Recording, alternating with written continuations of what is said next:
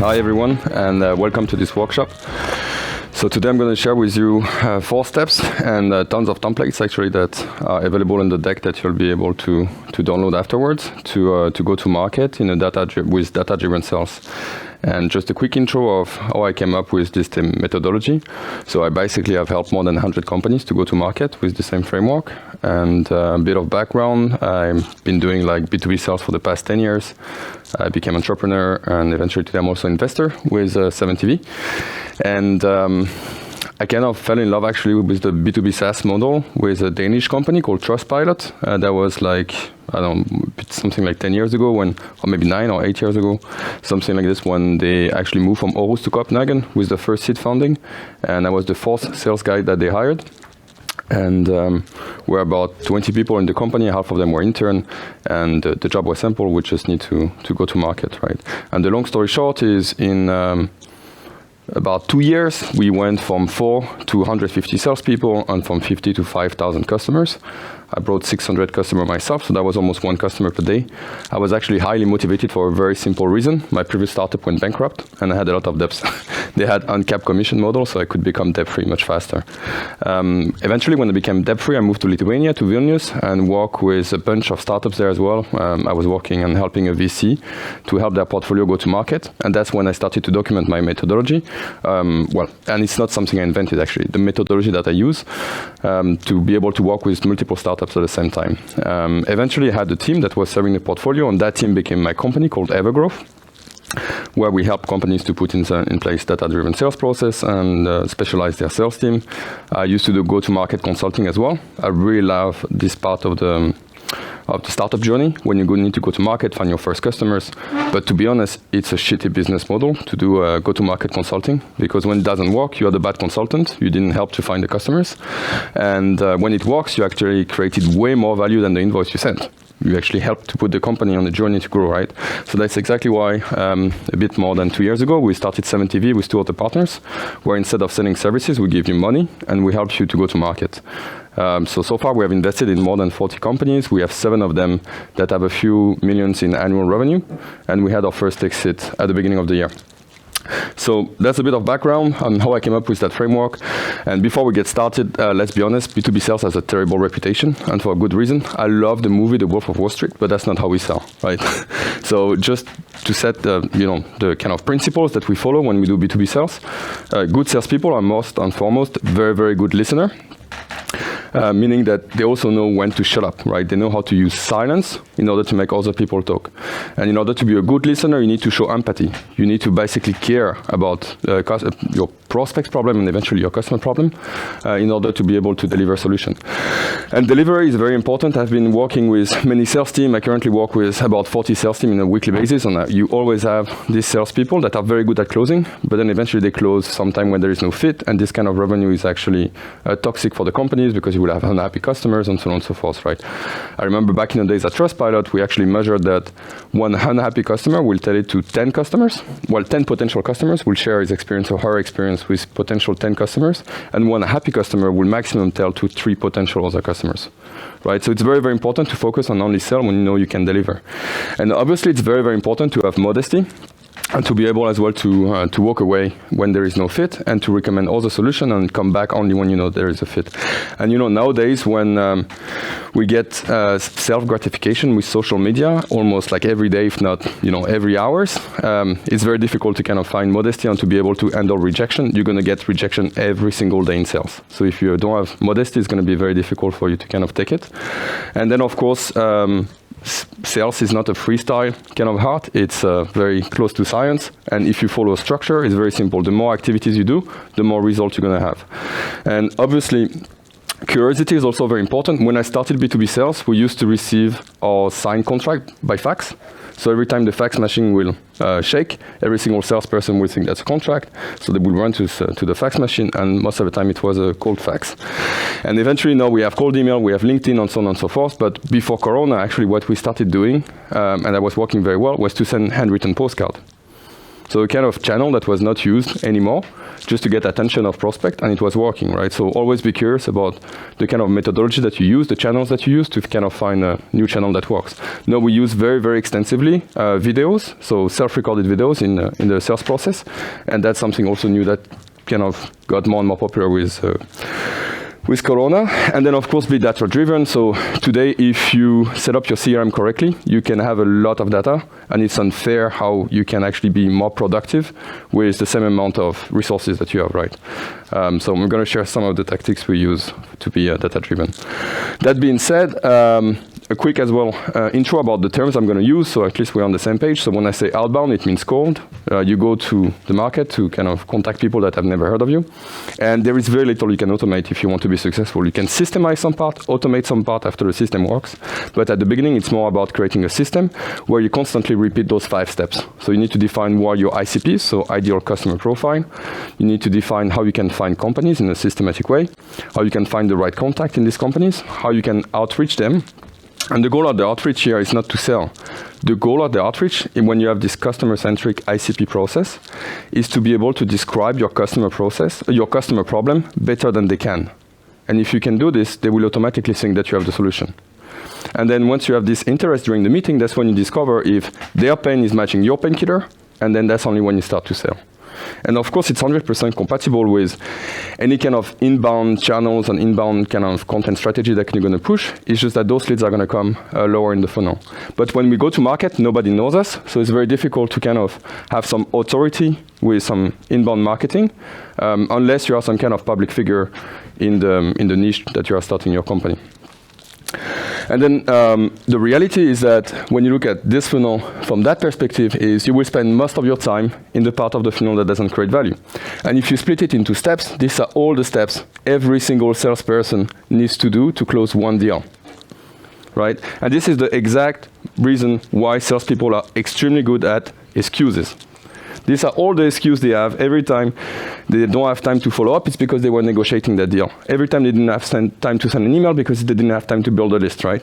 So also a good way to kind of have discipline with yourself is to set KPIs for this 3 part of the funnel. So KPI of new contacts that you can find per week, KPIs of new meetings, and KPIs of new offers sent, and so on and so forth. And then later on, you can specialize your sales team. So what is a specialized sales team? Is a sales team where you have 3 roles. So the first role is what we call a lead research specialist. Most of the times, those are like part-time students, or if you're very early stage and you're broke, those are interns. They have a KPI target of, so if it's 2 part-time, 1 full-time resources, it's about 100 contacts per week that they need to find. Then you have the SDR, the sales development rep, or BDR, whatever you want to call it. Once they are like ramp up, so after 3 to 4 months, they should be able to book 3 to 5 meetings per week in SMBs, and 1 to 3 meetings per week when they target enterprise. And then you have the account executive, so that's the most senior person in your team who is in charge of closing deals. And if you want to set targets here, the usual target is the annual contract value that they need to bring needs to be 3 times the cost of the team. So a sales team is never a cost center. And then eventually what is very, very important as well, and this is more at a later stage when you are, let's say, more mature and like already more than a year into your go-to-market, is you want to have a very simple yet efficient CRM process where you're able to recycle the companies where you were not able to connect or kind of find a fit at the moment, because it's a funnel. The most successful outreach campaign we have done back in the days was about 70% reply rate, but most of the time we are happy when we hit 20% connection rate.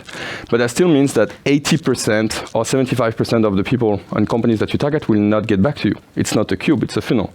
So eventually those companies that you have identified as potential ICPs, you want to be able to put them back into your funnel and then enrich them with new contact. Especially working with so much data, what we have realized is that from 8 to 12% of the contact that you put in your CRM are getting outdated every month. And the more they are, if you target actually enterprise. So that's kind of the concept of the specialized sales team. And then, of course, what you want to do when you go to market is to have this very lean approach. So you make assumptions that you need to verify.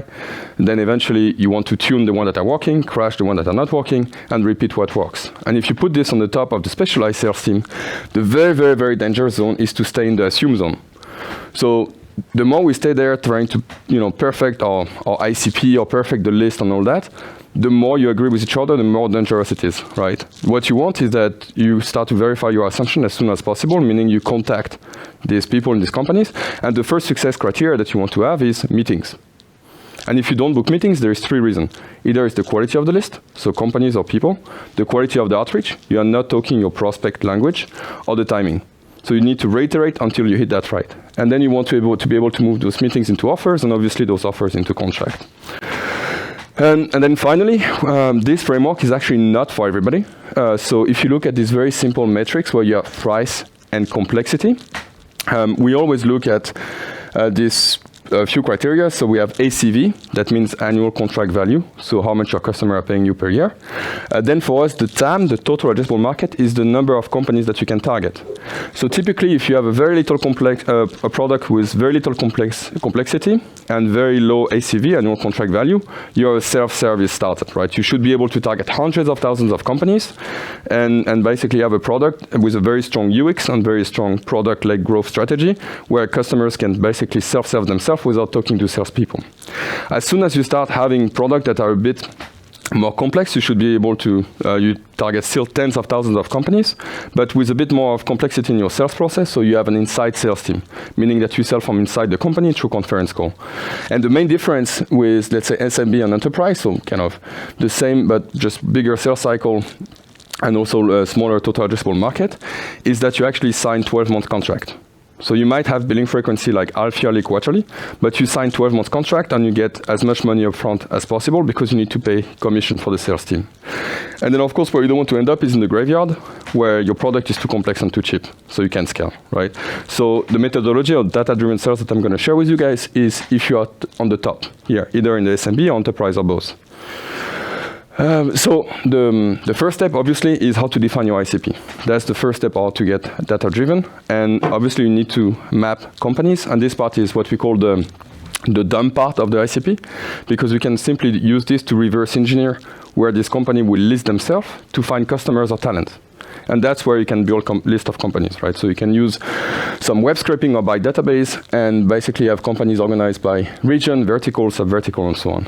And then you have a size criteria that is publicly available that is usually related to the size of your potential contract. So if you sell to e-commerce companies, you don't really care about the number of employees. What you care is the traffic that they have on their website, and this traffic can be eventually related to the number of orders they have. And in order to have this number, I will use SEMrush, I will use SimilarWeb or Alexa ranking. Right? If I sell software for salespeople, number of employees is actually much more relevant, because I know that on average, depending on the sector of the companies, I have from 10 to 30% of the companies that are, the employees that are in sales, right? If I sell an HR software, I know that I want to sell to a company only with more than 200 employees, because that's when HR start having processes and so on and so forth and budget. So usually you have a size criteria that is correlated to the size of your contract. And then the most important part is obviously to map the potential contact. So here you have 3 types of contact. You have the decision makers, and we always kind of systemize, or let's say categorize job titles into expertise, so you can have this as a data point later in your CRM. Because if you try to do pie chart on job title, it's going to be all over the place. Especially if you target tech companies now, you're going to have some gurus, some ninjas, and those are very difficult to make conclusion of. But if I'm a guru or a ninja, I'm an influencer. If I'm a VP, head, or C-level, I'm a decision maker, right? So you can have those 2 data points in the CRM with their expertise, either marketing, technology, and so on and so forth, right? And then you have to list their KPIs. So for every single role that you want to target, because even though it's B2B sales, people are not going to buy stuff because you create relationship. This is bullshit. They might pick up the phone because they know you, but they're not going to buy something because they know you. So eventually they're going to buy stuff because you make their life at work easier. And if you don't understand their KPIs and you cannot put your value prop in the front, they are not going to see the fit, right?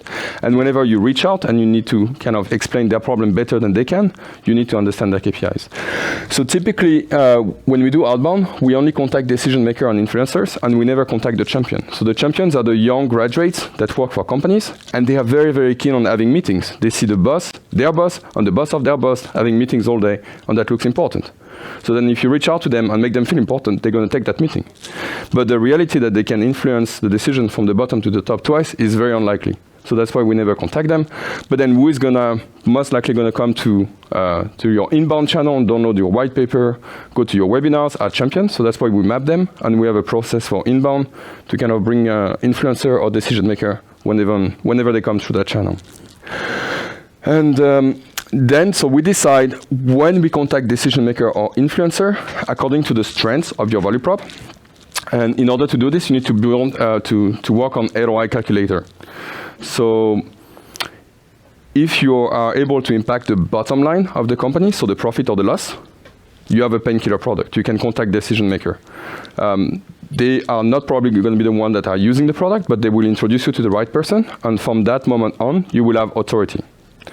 If your product is impacting productivity, so let's say a process where they can go from A to B much faster, you have a vitamin, right? And you need to be able to say that you can do this task in 1 hour instead of 3 days. Don't say we save time and money. Everybody saves time and money, even Coca-Cola. So be able to be very precise when you have a vitamin on what type of process you make faster. And in that case, you contact influencer. And most of the product in the market are actually vitamin, and that's actually okay because you have more influencers than decision maker. And then the plugin is typically a self-service product, a nice to have, that doesn't really impact productivity or bottom line. And then eventually you still need to list as well potential deal breakers when you have these, let's say, meetings with customers.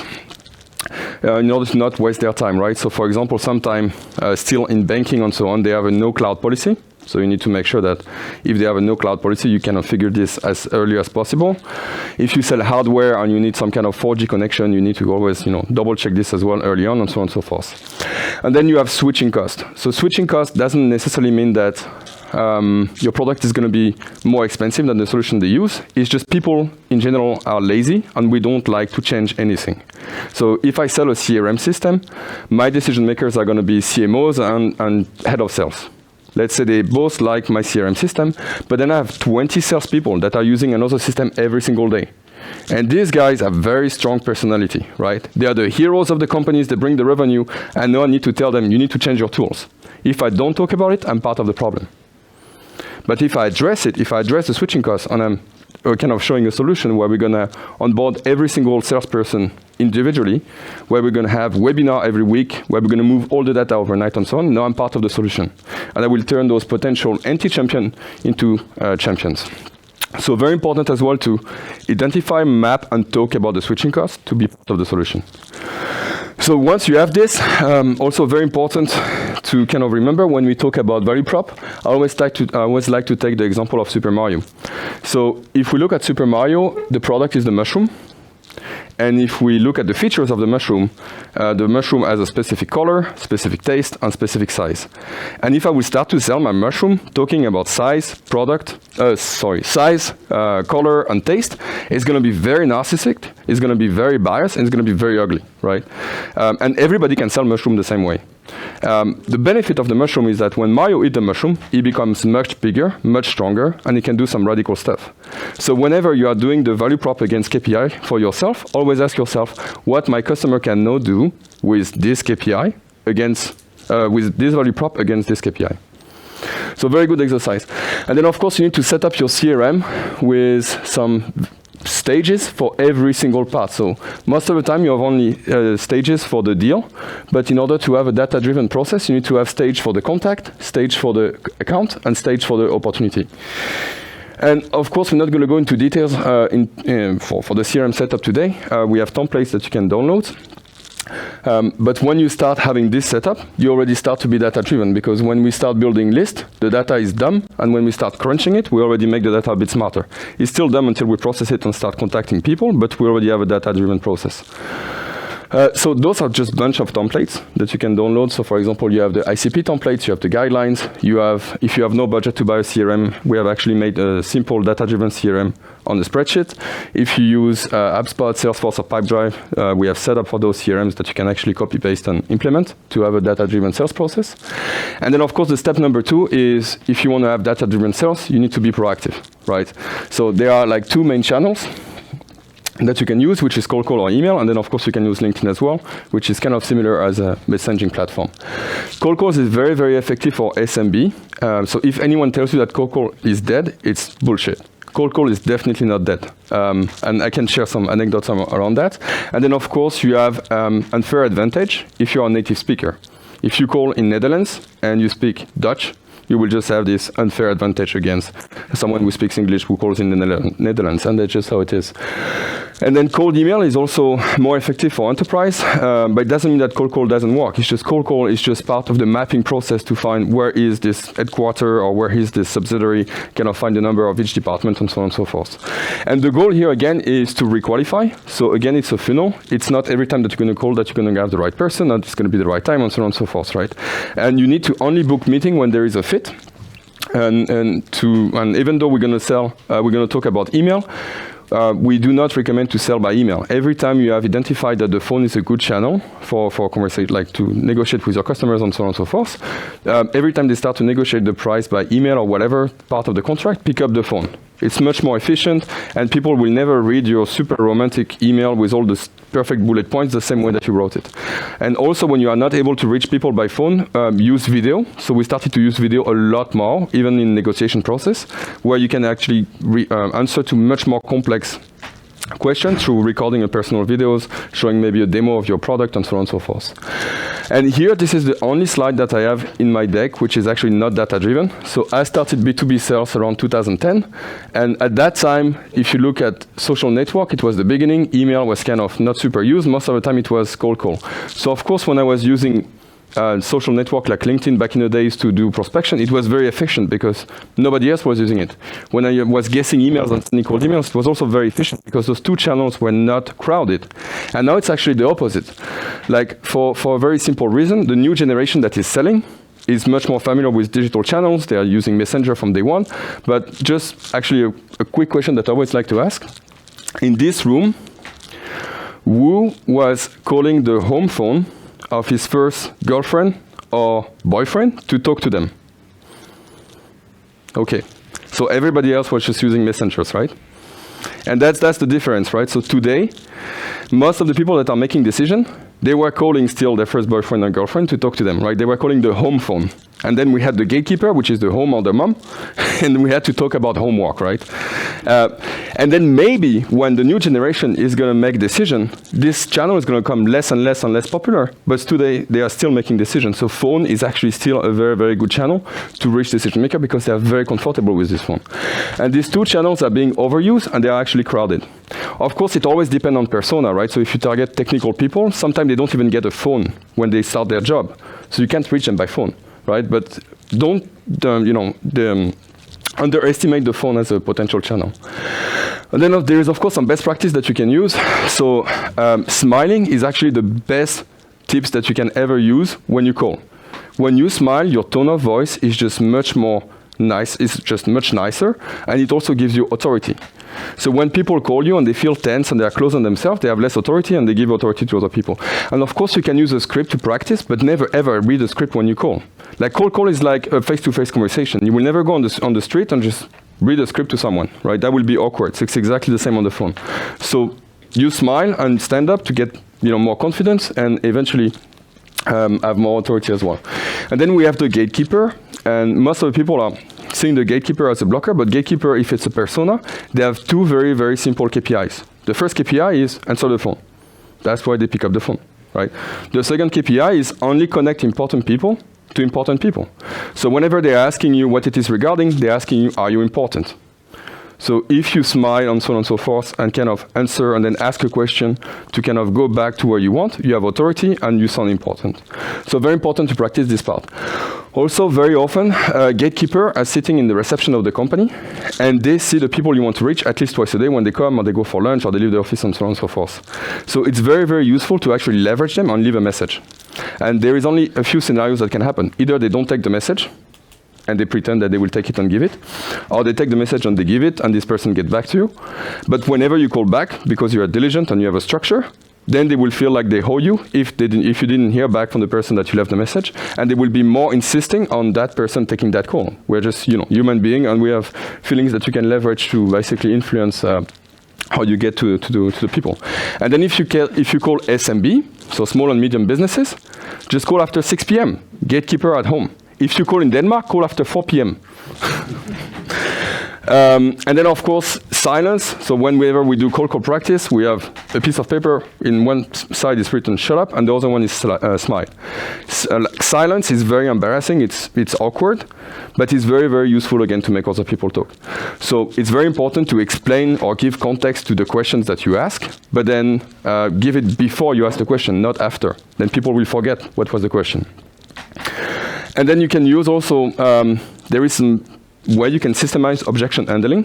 For example, people feel in control when they say no, not when they say yes. So when people are defending, so again, the cold call is like 5 minutes max. But when people are defending on a pain point you're trying to touch, instead of saying, will you be open to have a call and see how whatever company is doing it, say, will you be opposed to see how other CTOs are doing the same? Or will you be opposed to see this? And here I'm saying no, but I'm still moving forward to your direction, right? So know how to use the yes and the no, and sometimes say, like, ask a question where the positive answer is no, so people feel in control. And actually, all of this comes from Chris Voss. So I don't know if you guys know who Chris Voss is. No? Yes? So if there is one book you need to buy today, it's Never Split the Difference. So Chris Voss was an FBI negotiator who realized that everything he knows about how stage negotiation can be used in actually B2B sales, or in business in general. And it's actually the best sales book, and it's not a sales book.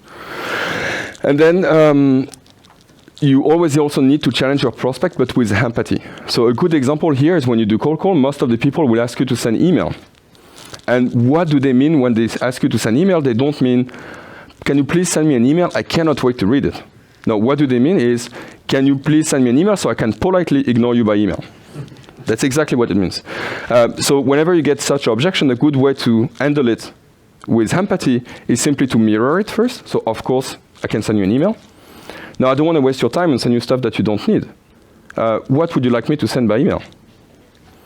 And then there is two ways that conversation can go. Either they really, really want to get rid of you, so you suggest something relevant, or you have a very interesting conversation about what you can send to them by email.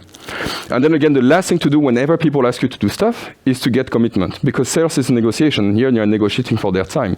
So you need to meet in the middle. So if you send an email, but you don't ask for anything in return, you're the only one moving and they're actually stepping back. So what you need to ask is, so what can I send you? Then you agree. And then when do you think you will have time to read it and get back to me? And now they are committing as well. And whenever you follow up, you don't follow up on my email and be me. You are following up on their agenda about what they actually committed to do, to what they wanted to receive, and when they are committing to read it. And now you are basically following up on their timeline. And then finally, there are also some best practice that you can use for cold emails. So very, very simple, but obviously the subject of the email needs to be aligned with the content, and it doesn't have to scream sales or marketing, right? So typically, when we send email to each other, we never capitalize every single letters of every single, first letter of every single word. We never kind of sell our content in the email when we send email to each other. We just have very simple subject line. So sometimes I have questions about their pain, or just have intro or some kind of very, very simple subject. And also the very, very important part is people are more likely to engage with you if you talk about them. That's very, very simple. Even when you go to networking events, people will remember you as a nice person if they were talking about them. So whenever you write cold email, make sure that 70% of the copy of the email is about them. And even more if possible. So don't be a narcissist and just talk about other people when you are reaching them. And then, of course, the content. So the copy of the email, it has to fit on the mobile screen. There is no way people will scroll down to read your email. They will swipe left and archive you if it's too long. Right? That's really how it is. And then the best way to see if your cold emails are actually good cold emails is if they are conversational. So when we talk to each other, we make very, very short sentence because we need to breathe in between. But when I type email, my breathing has no impact whatsoever on the length of the sentence. So reading email out loud also check the conversationality. And the more conversational emails are, the easier it is for prospect to basically engage with them and feel like it's a conversation. And then, of course, we always have this checklist, not necessarily in that orders, except the call to action at the end. But we always make sure that we have homework about the prospect that give us an assumption about their pain, so then we can talk about our painkiller together with our social proof. If possible, we talk about our secret sauce, so how we are different from competitors, and then we have a call to action at the end of the email. So call to action is simply a questions, and we most of the time only ask one question that you can answer by yes or no. Actually, it's a trick that works for every email. You will simply get more replies if you send email with questions that people can answer by yes or no. It's just much easier to engage. And the only reason we ask 2 questions is when we ask referral. So could this be of interest to your team? And if yes, can you please put me in touch with the right person? And then you will get email, yes, talk to Jimmy, CC it. So here is an example of a cold email where we got 18% reply rate. And then, of course, we had to iterate to get this kind of result and work with data. But it's very simple. The subject is not tricking anybody. It's a question about the pain, which is their KPI. We added this part because people were kind of objecting and that we were kind of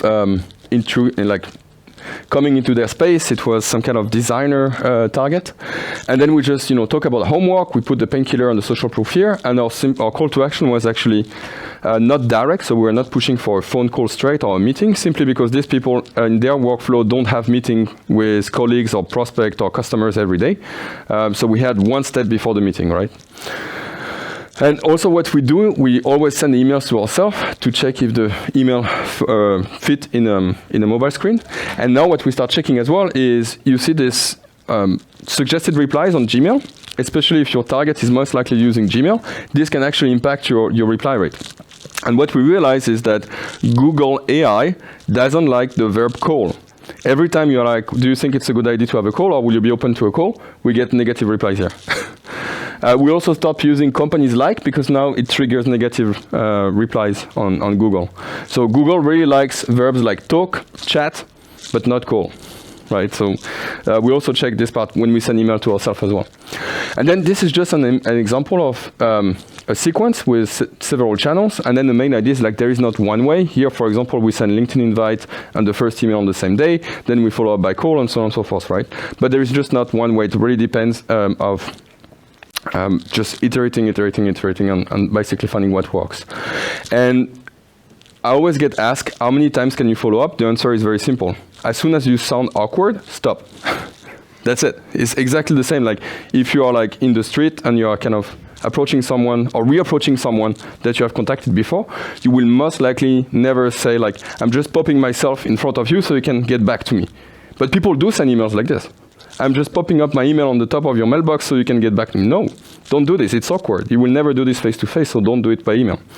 So as long as you have something interesting to say about them, you can follow up. That's as simple as this.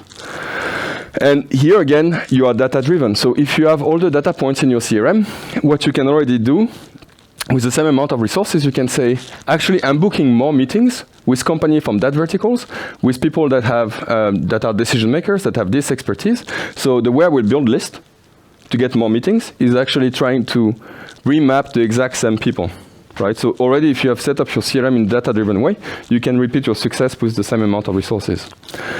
And then finally, so again, tons of templates that you can download from the presentation for cold emails, and so on and so forth.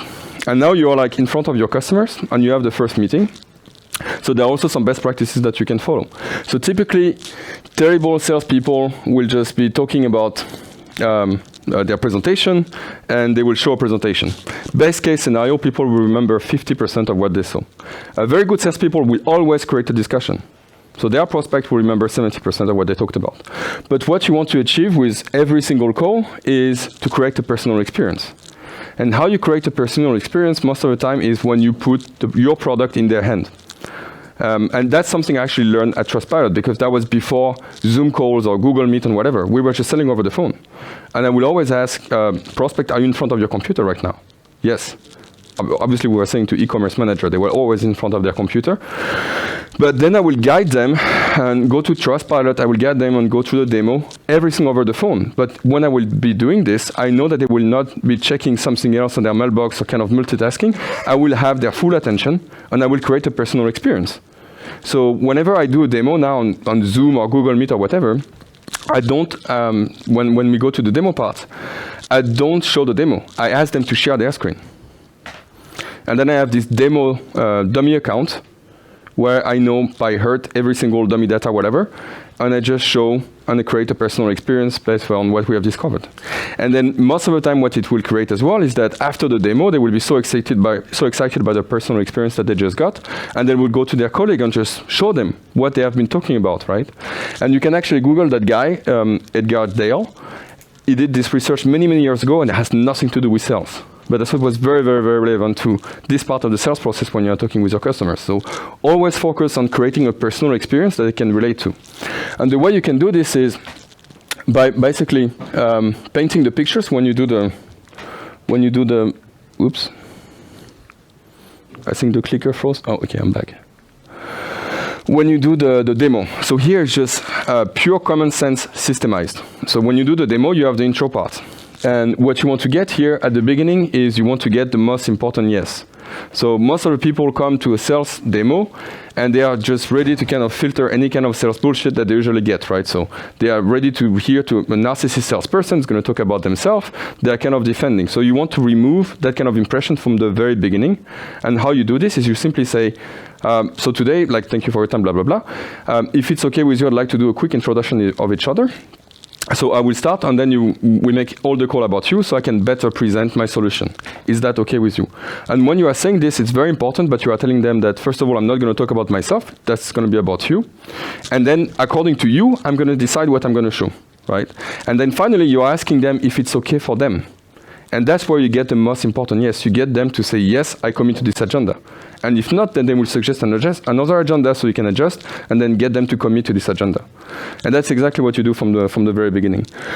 Then obviously you have this discovery part where you kind of show different type of slides or different types of flowcharts of different type of process that you show that you understand their pain point better than they can. So they also use your slides to describe their pain point.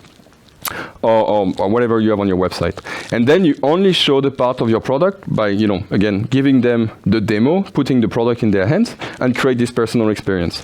And I never, ever talk about pricing. I usually stop at the very beginning of the demo, in some part where I want them to start taking over the kind of picture I'm painting, and always ask them if they have any questions, and so on and so forth, and I want them to ask about the pricing. And typical part when we get the worst type of yes, which is the yes that people tell you to get rid of you. So when they tell yes, yes, yes to you, it's just because they know that if they tell no, you will not stop talking. So the worst type of yes that we get is usually there. When I tell them, perfect, so that was a demo, I will send you the pricing, I will send you the presentation, and I will follow up next week. And people will say yes, because it's like 45 minutes they're in a meeting, they need to run to their next meeting, but they do not commit of any follow-up, they do not agree, and they never ask for the pricing on the presentation anyway, right? So what you can usually do here is get their next step. So ask them, do you have any questions, and would you like me to send anything after that meeting? So then they get them to, you get them to tell you what they want to receive after the meeting. Then also, you always confirm, okay, I will send you this. Is there anything else? And that's usually when they will talk about the price. So you talk about the price and you agree that you send the price or not, right? And then finally, that's when you ask them again, when do you think you will have time to review this internally and get back to me? And then you get basically their agenda and the next step that you can follow up on, right? But don't push your own agenda at this step of the process, because that's when you will start creating fake impression of traction in your sales funnel. And here, if you have a few people in the call at that moment, that's when as well you can assign ownership on their hand. Because if you have a few people on the call, it's very unlikely that after the call, they will basically stay in the meeting room or whatever they are and say, that was the most amazing meeting we ever had. How do we move this forward? Who owns this? How do we move this? And so on and so forth. Most of the time, they're just going to go back to their stuff and believe that someone else is owning it. But when you are asking, what do you want me to send by email after the call? They will start suggesting what they want or not. And then you can simply ask, so by the way, should I send this email to all of you or to one of you with some of you in CC? How should I do this? And you shut up. And it's beautiful. Most of the time, they're going to assign ownership in front of you. And simply say, review all the technical part with Jimmy, and whenever you guys are talking about pricing, start to put Sarah in CC. And that's it. You just understood their internal process and how they're going to review and how they want to have it. So that's only at this moment that you can actually influence. Afterwards, it's very, very difficult. And you're going to follow up on everybody, and everybody thinks that somebody else owns it, right? So again, we have templates here that you can use to kind of design presentation that can help you to have a framework to use this kind of mapping of the call and how you can discover customers and so on. So I'm just going to move forward to go to the last step and have some time for questions. And you actually have, again, templates that you can use. So templates of presentation, the structure, template for the discovery calls, and so on and so forth. And then the last step that you can use when you have this methodology is to actually do sales sprint. So very similar to whatever, engineering sprint, we make assumptions, and then we see we move them to a sprint, and we see if the result is what we want. So first, we measure the activities. So what we measure is how many contacts we get, how many outreach do we do through calls, email, LinkedIn, and of course we measure how many offers we sent, how many offers we follow up on. That's activities. And then what you want to measure is the impact of the activities on your CRM workflow. So we need to have stage on the account, see how many accounts are being worked on, how many accounts are actually dormant, how many accounts have opportunities, and how many accounts are customers. You want to see the impact on the contact stage, and to see how many contacts are being connected, so people that have successfully started the conversation, how many of them have agreed about a meeting, and how many of them are qualified as a potential lead where I have sent an offer. And then eventually you want to also have deal stage in your deals, but the key here to make it customer-centric is to align the deal stages against your customer buying process, not against your sales process, because you're not going to go in that company and sign the contract yourself, right? So if you want to be customer-centric, also have deal stages that are linked to your customer buying process. And then eventually, again, I said that earlier today, but there are only 3 reasons why you don't book meetings. It's the quality of the list, the quality of the outreach, or the timing.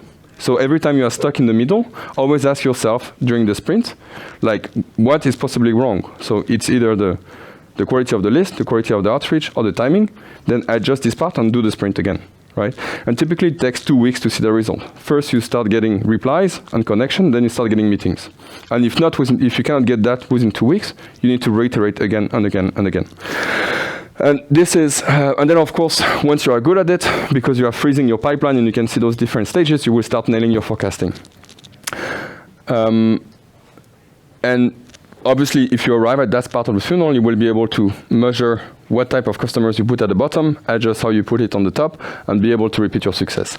And here is an example of how we run sales sprint. It's, again, very simplified, but let's say we have this ICP that we call ICP1. We are running it, we're able to find contacts, everything is fine, we're able to book meetings, but we are not able to repeat it. So we move to another ICP that we call ICP2. We can see that we're able to get meetings, we're able to repeat it, but we are not closing. And based on what we have learned, we have adjusted the ICP, we are moving, well, let's say, to a new persona, a new person, and now we're able to repeat our success. So we are focusing on that ICP with that approach, right? And here there are several types of ratios. So you, of course, have the typical funnel conversion, but you also have the productivity. So you can see, again, how can you use data to improve productivity with the same amount of resources. And obviously, we have templates that you can download as well. We have like the type of KPIs that you can set as well when you have your own specialized sales team, so according to the ratio and so on and so forth. So you can use that whenever you start implementing data-driven sales to set KPIs for your own team. And yeah, you can download the guidelines and everything to basically set up the sales sprint as well. And this is where you can download the slides. And now we have, 3 minutes for questions? Just go. Okay. Yeah, the next one's been cancelled. Oh, okay, so then we have time for questions. Yes. We need the mic, yeah. If you were selling services with not fixed prices, when do you talk price? Because they ask in the first calls if they okay, so what is it approximately? Do you sell them? Do you sell them stuff, or do you say, okay, I have to calculate, even though that you know what the price is? Of course. So I was talking fast because we had like a lot of content and so on, but maybe I was not being clear. We need to talk about the price, but I will not talk about the price without them asking. I will structure my presentation, I will structure the meeting, and I will ask those very biased questions for them to ask about the price. But I want to have a conversation about their pain, my painkiller, and then stop and have them ask about the price. That's my point. So then they are committing to kind of have this kind of the conversation about the pricing. And then if they don't ask about the price, it's super clear to me. I'm talking to an influencer, or the price is not a problem. That's how I usually do it. Do we have more questions?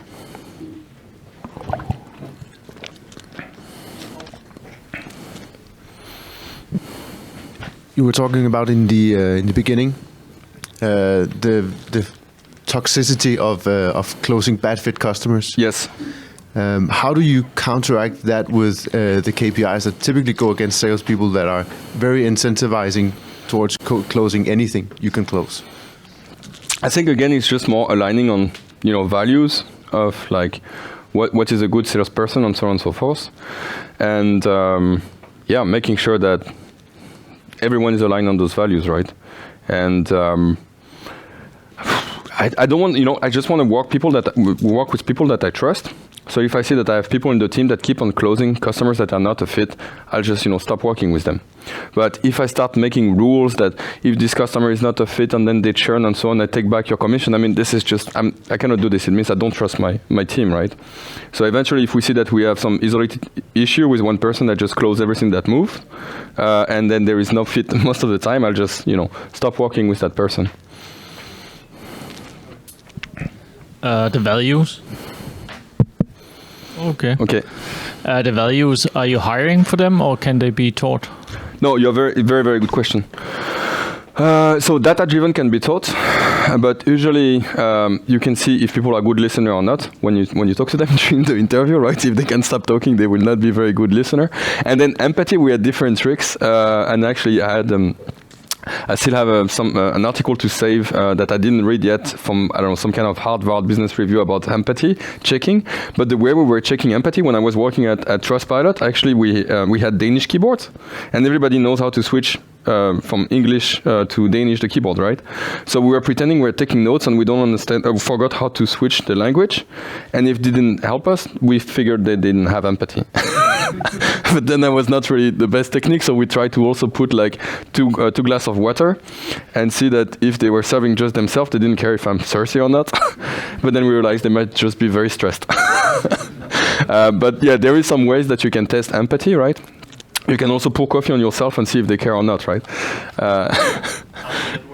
No, we didn't do this. But you can check definitely the listening skills. Empathy, again, you have different type of techniques. Delivery, you can simply ask what are they very proud of, and also you can simply ask for the modesty what they are not proud of, right? What are the mistakes that they have learned from, and then you will learn about their modesty, right? And obviously, the best is just to do some also like in your hiring process to have some test simply, and also basically have some tests where you give them feedback to see how modest they are or how they're good at listening and so on and so forth, right? Yeah. More questions?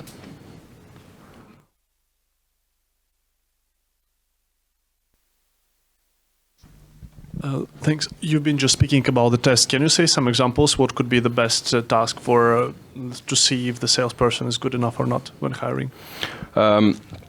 Make them call and sell pizza. For real. Is it too basic compared to selling, for example, a product and going through all the steps when you have just pizza? No, it's very simple. So, I mean, again, they don't need to close the deal. Like, to me, a good salesperson will simply ask, are you guys ordering pizza for okay, in Denmark it will not work because you always have lunch in the office, right? But let's pretend we're not in Denmark. If I'm good at this, I'm like, who is in charge of Friday lunch? Or do you have Friday lunch? No. Okay, no problem. Have a great day. And that for me already is a good salesperson because they just see there is no fit. Why am I pushing my pizza, right? Are you planning or considering to have Friday lunch from time to time and so on and so forth, right? Yeah, we do Friday lunch every day in the office. Okay, are you ever ordering pizza for Friday lunch? Yeah. From where do you order pizza? How do you team like the pizza? Do you have vegetarians? Do you have, see if they are good at selling pizza. If they have a good leading questions to, selling. Thanks. Yeah. And I can do it in a role play as well. It doesn't have to be a live call where they start calling companies and then some people want to buy pizza. I cannot sell it to them, right? But just do the role play.